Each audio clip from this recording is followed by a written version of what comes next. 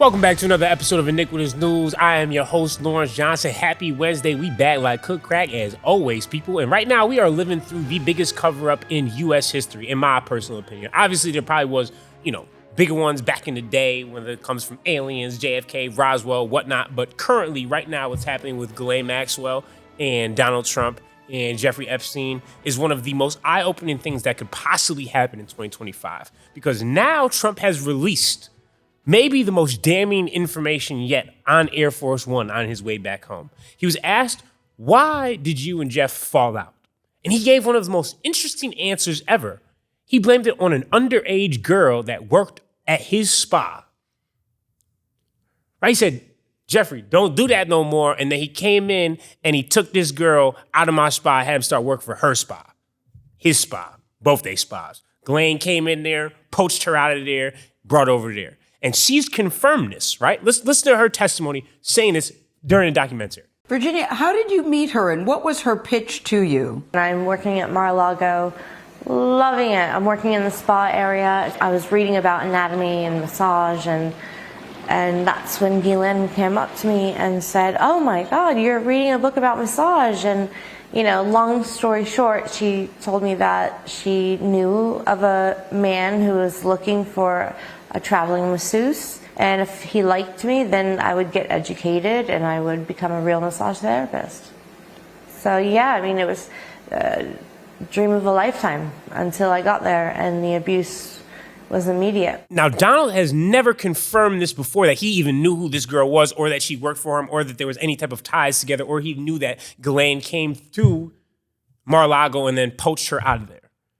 But to have a falling out over an underage girl because she started working for a different spa, is that not a little fucking weird to y'all? Immediately, I'm like, wait, hold on. You cared that much about this underage girl that you had no absolute relation with? And if you don't believe me, he said this out loud himself. Listen to him on Air Force One. Everyone knows the people that were taken, and it was the concept of taking people that work for me is bad. But that story's been pretty well out there, and the answer is yes, they were. Yes, they were. Yes. Yeah. What did they do? In the spa. Jobs in the spa. Yeah, it's people that work in the spa. I have a great spa, one of the best spas in the world at Mar-a-Lago, and people were taken out of the spa, hired by him. In other words, gone. And other people would come and complain, this guy is taking people from the spa. I didn't know that. And then when I heard about it, I told him, I said, listen, we don't want you taking our people, whether it was spa or not spa. I don't want him taking people. And he was fine, and then not too long after that, he did it again, and I said, out of here. Mr. President, did one of those stolen, persons, that include Virginia Giuffre? I don't know. I think she worked at the spa. I think so. I think that was one of the people, yeah. He stole her. And by the way, she had no complaints about us, as you know. None whatsoever. You see how the reporter even doubled down to check, oh, was it Virginia? Yeah, I think that was her. And it's, wait a second. So you guys didn't fall out because of what everyone's been saying and that you knew about what he was doing. You guys really fell out because he kept on poaching people from your spa. And at first, I thought maybe he was just poaching regular workers. He does really good on the golf course. This is my cleaner. This is my people out here. He just kept on stealing them from me because they was good workers. But now to know it's someone that's working in the spa, giving massages, a masseuse, doing whatever it is, it's kind of just what the fuck is happening? Because why do you have this girl in common? And why are you so upset that he stole a girl that's underage from you to the point that you remember it to this day and you still remember her name? But supposedly the files are a hoax and nothing ever happened. Him admitting that they knew about an underage girl and had it in common that he stole from him should be damn enough evidence to where be like, hold on, wait a second, what the fuck did y'all have going on over there? Because to me, I would never give a fuck about no girl that was working at my spa. When I own that many properties, I'm going to stop hanging out with my friend because he took an underage girl out of my spa and started having work for his. I'm like, damn, bro, wow, you can't get your own worker? I wouldn't even know what her name was, though. But the fact that he knew her, it stuck with him this long, and now he's still upset about it and confirming that this is where their fallout happened, means to me, in my eyes, they was both running this sick-ass brothel, and he was upset that he took his favorite handy person away and started having him go over there. Now, she didn't admit, per se, that that was what happened with Trump, but was he grooming her to do that after? I don't know. But the fact that this fallout happened because of this girl changes everything of the narrative of the past. Just a week ago, he was saying that these files were a hoax. Word for word, everything fake. Started by Obama and the Clintons. Let's just run that back. Those files were run by the worst scum on earth. They were run by Comey. They were run by Garland. They were run by Biden and all of the people that actually ran the government, including the auto pen. Those files were run for 4 years by those people. If they had anything, I assume they would have released it. The whole thing is a hoax. So here he says it's a hoax, but then maybe less than a week later, he says, well, you should look into Clinton and Larry Summer, former head of Harvard, because they're all over the files. Clinton himself went 28 times to the island. I never had a privilege of being invited. He used that word specifically, privilege.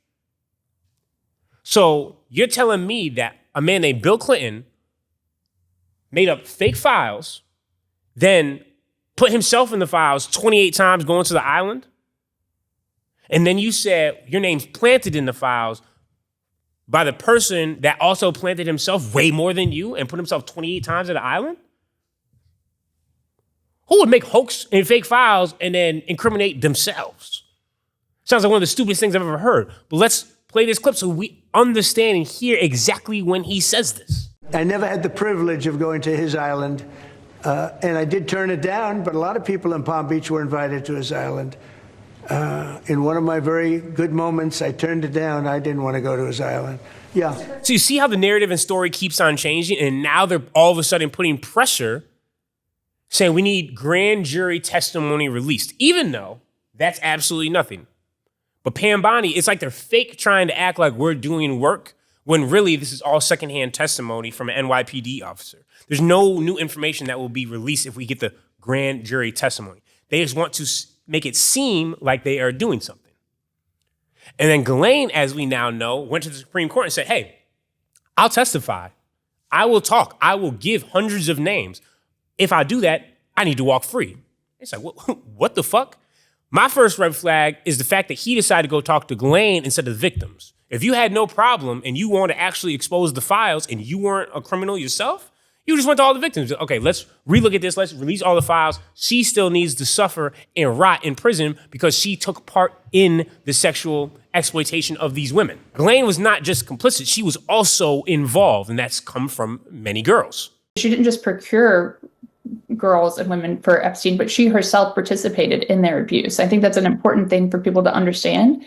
And then she also, made threats. She made threats to my sister, to our family, when it was clear that my sister had reported her. And so I think that to be told that suddenly she's being brought to the table as a potential source of information when she's previously been charged with perjury by the government is very confusing and unsettling. Then Michael Wolff, Donald Trump's biographer of who knows how many different stories, drops a bombshell saying he thinks that Ghislaine is the person that leaked the Wall Street Journal to put pressure on Trump and saying, yeah, I got you. Believe me, I have a lot of shit that could really fuck you up. And now this birthday letter gets released and Trump starts to panic and all of a sudden, okay, let's meet with Ghislaine. Let's have some people from the DOJ go meet with her. We're going to figure this out. Then she's going to testify. And now he's saying we need a swift deposition of Murdoch, who's fucking like 94 years old. All of this is just try to sweep this shit under the rug. And Michael Wolff said, that's not even the craziest shit I've seen. He says he remembered Jeffrey Epstein coming to show him actual pictures from a vault or whatever he had secret, whatever the fuck it was, of naked women with Donald Trump that could be or could not be underage. But there's a specific image of two women with their shirts off sitting on his lap.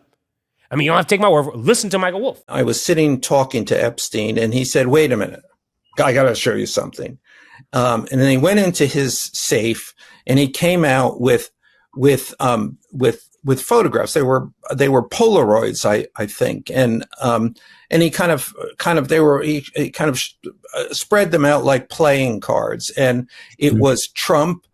I mean, I think there were a dozen of them. And it was Trump with girls of an uncertain age at Epstein's Palm Beach house, where all of the things that he would ultimately be accused of took place. And I remember very vividly 3 of them. There are 2 in which Trump is, the girls, topless girls, are sitting on Trump's lap.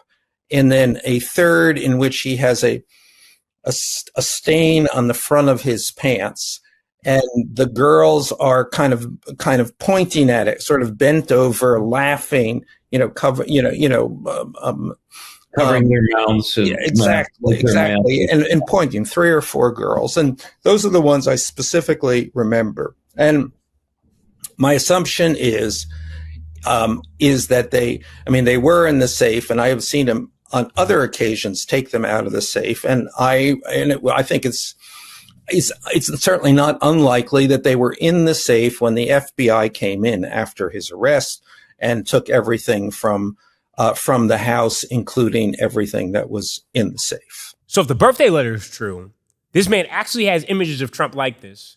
It all makes sense of why all of a sudden he's trying to pardon Ghislaine Maxwell, because he's trying to put himself in a position where everyone else can get in trouble but me. I will pardon a serial sex trafficker and offender if that means I'm not going to be the one that gets in trouble and I still get to run the country and be president and be kikiing, ha-haing, acting like I have done nothing wrong. People, this is literally the biggest cover-up in history we are living through. And they think just because we live in this 1 week type of social media that we're going to forget about this. This is a line in the sand where the Epstein files, this is the final thing of like, okay, no. We can let a lot of bullshit go, but this right here, people need actual answers. And even with Mike Johnson pushing this till September, it's not just going to die. And as you can see, he's trying to make it die because a reporter immediately asked, what did you think Epstein was stealing those girls for then, in specific? Because it could have been any worker. But for the fact that it's an underage person working in the spa that all of a sudden, oh, come give me massages instead. And what did Trump do? As he always does, walk the fuck away. President, what did you think Epstein was stealing those women for? You can walk away as much as you want, but people are still going to keep on asking these questions every single day. And especially now that the Daily Beast just released this article where they said there's a strange orange figure in the actual footage of the Epstein death that goes to his room, basically. Now, it's all speculation. They don't know what that figure is. But the fact that, first off, they released this is the footage of when he killed himself. As you can see, there's nothing wrong. And people immediately was like, well, there's this part missing. There's this part missing. That's actually not normal, even though Pam Bondi came out and said, well, that's what normally happens. No, it's not. Now we've proven that. And so now there's maybe a figure. Was he killed or was he brought the fuck up out of there and now he's just chilling? Because it's also been confirmed that while he was in prison, somehow he won the lottery. And 2, as we all know, his bank accounts were still very, very fucking active. I'm saying, people, a lot of motherfuckers need to be put behind bars. I don't care if it's left or right. Clinton, Trump, Larry, Prince Andrew, lock them all the fuck up. Put them in Gladiator Fridays if it was really the world that we're supposed to be living in. But, I don't want to be too violent. Speaking of violence, I'm telling you one thing. This man, Donald Trump, really said, I don't want to reward Hamas to recognize Palestine as a state. What? Because now there's countries all over the world, the UK, Ireland, saying we will recognize Palestine as a state because, there's a genocide and ethnic cleansing taking place. What the fuck do you want us to do? And we call that rewarding Hamas? Because they haven't died yet? After being bombed to the fucking ground and under tunnels and whole entire cities obliviated and then having them starved? I don't understand. Is there any use at all in pressuring Israel now to come to some sort of longer-term solution? Well, you could make the case that you're rewarding people, that, you're rewarding Hamas if you do that. And I don't think they should be rewarded. So I'm not in that camp. to be honest. We'll let you know where we are, but I am not in that camp. Mr. President, because if you do that, you really are rewarding Hamas, and I'm not about to do that. It's crazy that everything is just always blamed Hamas, Hamas, Hamas, Hamas. And it's just like, this is the same Hamas that literally said, let's do exchange for an exchange. Hey, ceasefire. Someone else can come to power. We'll put all our shit down. Obviously, what happened on October 7th, as always, was a terrible thing. But this is now a year and a half coming up on 2 years later now. And you're still blaming Hamas? Yeah, because as you can see, another person, journalist, was like, hey, when will you start to let actual journalists into Palestine? And what did she use? Well, they can't go because of Hamas. You can't blame Hamas for everything. Like, what the you're not going to let a journalist go risk their own life to do actual journalism because you're scared they're going to get killed by Hamas?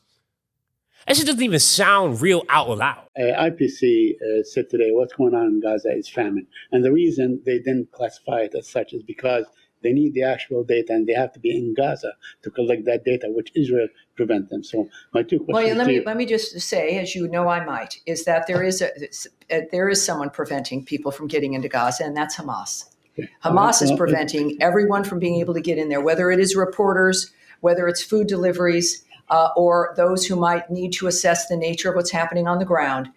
People are afraid of a terrorist group, the masterminds of October 7th, which slaughtered babies up to the elderly, when they're living, dismembering them, putting a baby into a microwave, murdering women as they're raping them. That set of people are running the Gaza Strip. So it's understandable why people are concerned and can't get in.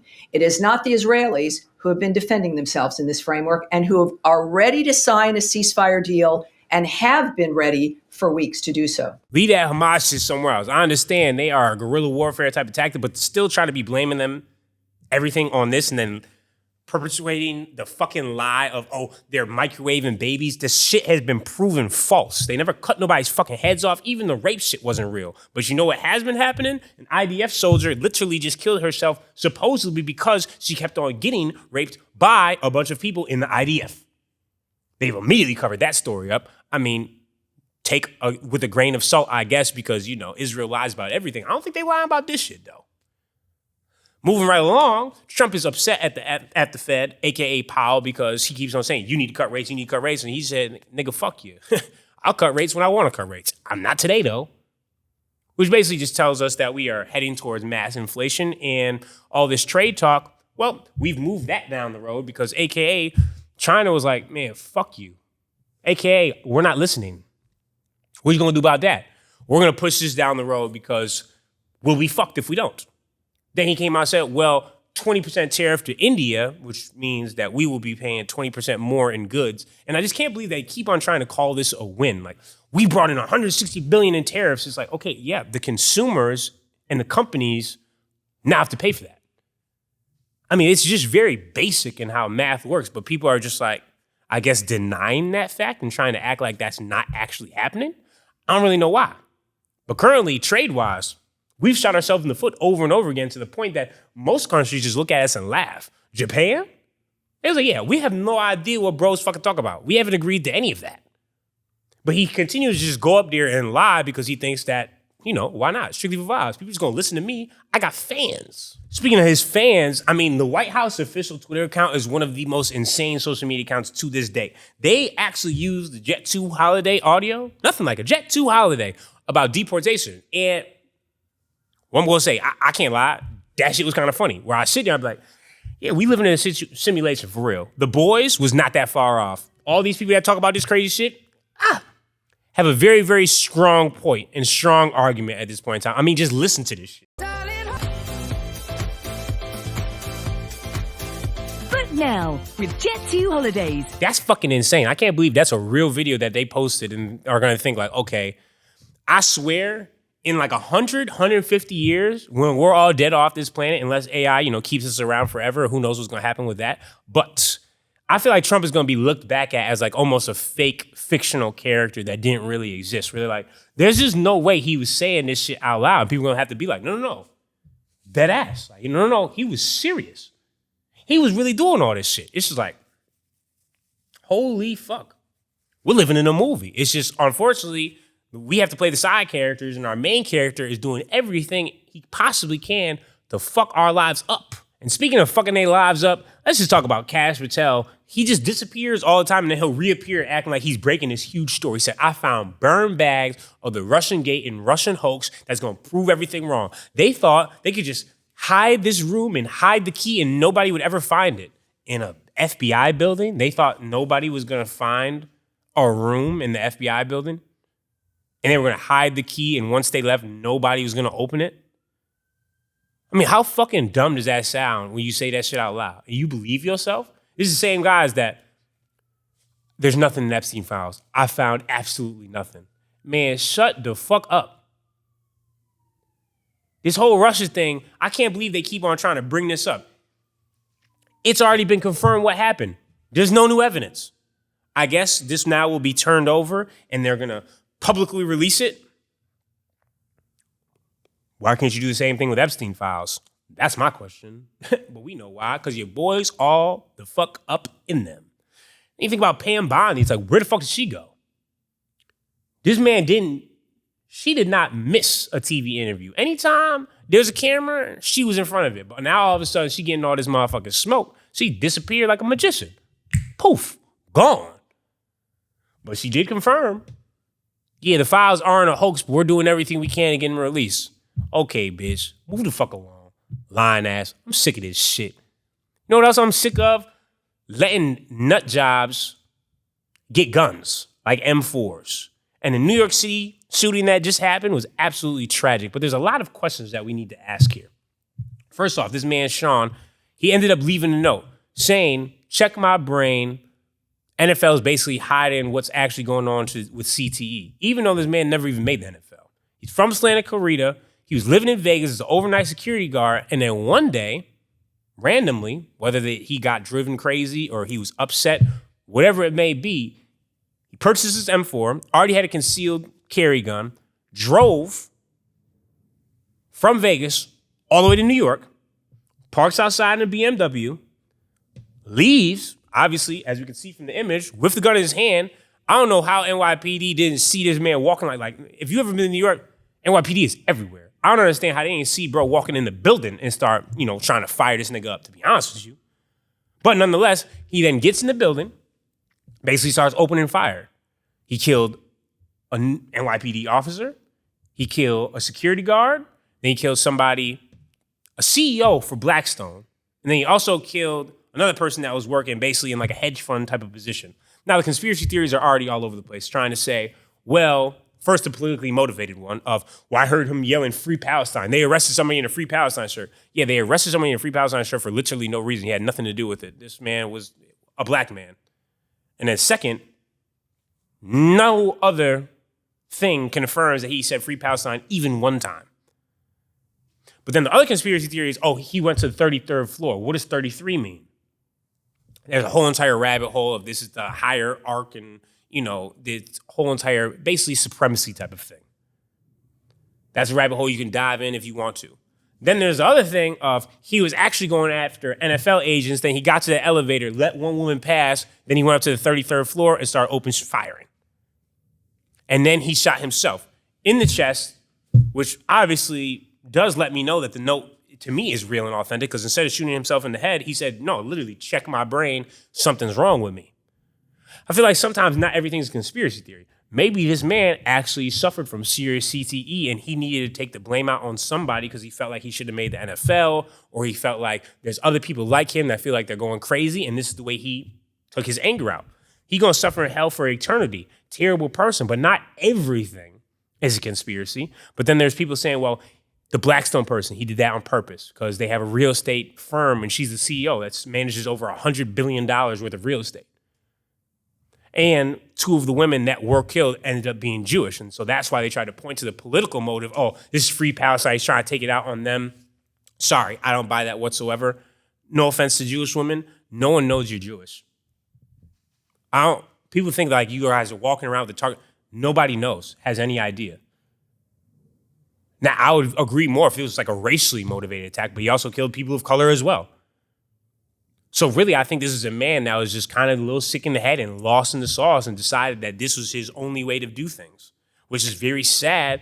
And at the same time, as everyone, if you right to bear arms, but the fact that he got hold of an M4 makes no sense to me. M4, AR-15, what the fuck do you ever need them for? And there's going to be people that try to sit there and say, well, the government, we need to be able to fight back. Have you seen what the government's been using? Drones. Pinpoint accuracy. You think you can shoot that down? Well, guess what? There's another 200 coming on the way. Each one of them can blow up just like that from somebody 5,000 miles away on a computer sitting like this. Boom. Bang, you're dead. Mars for air, you guessed it. Death. I'm just saying, that whole government fight back shit, a little too late for all that. Then Gilbert Arenas, he got arrested, which is crazy to me because basically he had an illegal gambling operation, which, who cares? The only reason they're mad and decide to go arrest him is because he was making money and they want that money to go casinos instead. Well, guess what? We live in LA. He has a crib in Encino. If I want to have people over to play poker and we all want to bet a whole bunch of money because we all rich as fuck, why is that illegal? It's because it's people of color making more money and not reporting it to the IRS, and then they get upset. And they're like, well, we need to make the money. You can't be making the money. Motherfuckers is gambling. Who cares? To go arrest this man for that? It just lets you know, like, what? But the fact that there was some sort of Israeli tie was kind of crazy to me. I don't know if he's working with them, but at the same time, the whole media thing does kind of make sense. Maybe he was tied up, and the next thing you know, they're like, wait, you making this much money on the back end doing what? Yeah, get him. I don't know, people. I feel like sometimes start acting like that, it's hard, bro. You might as well just go to a real casino and start trying to throw your own games because them right there, they clocking you at any and all times. But to me, I personally don't see nothing wrong with that. Why should it be illegal for rich people to throw their own game? Guess what? Casinos in Las Vegas, when you start hitting them crazy, they limit you. It was one time I was with Book and CP3. CP3's homie hit them for $250,000 within 3 hours. And the reason it wasn't $500,000, maybe $750,000, is because they cut him off and said, now you can only do 10K a hand. He was paying 3 different hands at one time. No, now you can only do 2 hands at one time. Hitting them time after time after time. They don't want you to win. They need to win. And if we win too much, you're going to take this L. Insane world we live in. I appreciate y'all tuning in to another episode of Iniquitous News. We're going to be back on Friday. As always, man, don't forget to hate and subscribe. Leave me a comment. Let me know what you want me to talk about. I'm thinking about doing more deep dive episodes. So if there's something that, in specific you want me to talk about, leave in the comments below. I'll start doing my research. And, we can start mixing up the news here. Boom, deep dive episode once a week, that type of shit. But you know me, I'm going to keep on moving and grooving, vibing and sliding, stay Mephisto, feeling nefarious and iniquitous at all times. I'm going to see y'all Friday. I'm out. You've just tuned in to another edition of Iniquitous News Network with Lawrence Johnson. Don't forget to hate and subscribe.